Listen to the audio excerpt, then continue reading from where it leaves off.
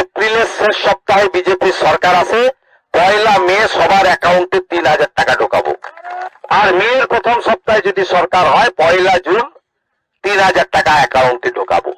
আমাদের বক্তব্য, মমতা ব্যানার্জির এই ভুয়া এই ফর্ম ফিল আপ করাবে। আবার চাকরি দিতে পারেনি পরিযায়ী শ্রমিক, একটা পরিযায়ী শ্রমিক যদি গুজরাটে বা তামিলনাড়ুতে থাকে, তাকে ফর্ম ফিল আপ করার জন্য 3000 টাকা গাড়ি ভাড়া করার জন্য করে।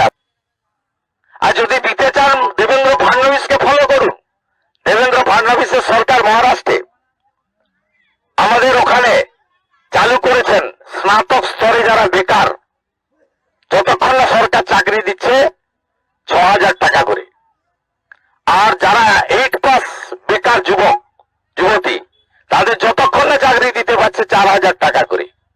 আজকে এক তৃণমূলের নেতা ভিতরে বসে পার্টির লোকদের বলছে, আর কিছু না, মমতা ব্যানার্জি গুটকা খাওয়ার টাকাটা তোমাদের ব্যবস্থা করে দিয়েছে। মা বোন দিদিদের কাছে একটাই প্রার্থনা করব, মদের অত্যাচারে আপনারা টিকতে পারছেন না। এই মুখ্যমন্ত্রী কি সর্বনাশ করেছে মহিলাদের জানেন? মদের সবচেয়ে কুপ্রভাব কাদের উপরে পড়ে? মহিলাদের উপর। তো এই মুখ্যমন্ত্রী 20,000 নতুন মদের দোকান দিয়েছেন গত 5 বছরে। 20,000 মদের দোকান। আপনি অনেক কিছু না পেতে পারেন, কিন্তু আপনি 28 টাকা দামের পাউচে এই জলের বোতলের মতো দেখতে সাদা মদের বোতল সব দোকানে পাবেন, চা দোকান, পান দোকান, যেখানে খুশি পাবেন। এই সর্বনাশ করে দিয়েছে মুখ্যমন্ত্রী। এই জন্য আরজি করার অবহেলা। সর্বোপরি এই বাংলাকে বাংলাদেশ হতে দেব না। এই বাংলা পশ্চিমবঙ্গকে জামাতিদের হাতে হতে দেব না।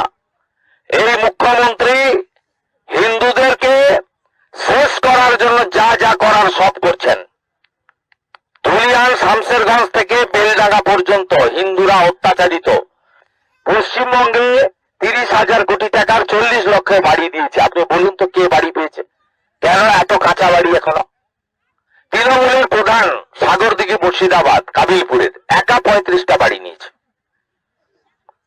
বেলডাঙ্গার প্রধান তৃণমূলের, সে তার জাতি পুতি আত্মীয় স্বজন নানা খুড়াখুড়ি চাচা চাচি মিলে 17টা বাড়ি নিয়েছে। 40 লক্ষ বাড়ি। আপনারা এখনো কেন গ্রামে এত কাঁচা বাড়ি রয়েছে?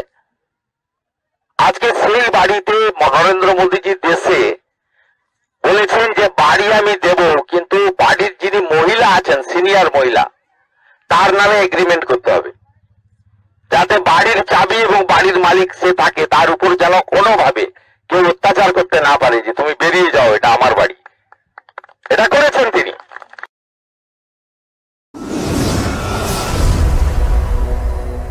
আপনারা দেখছেন বর্তমানসময়.com।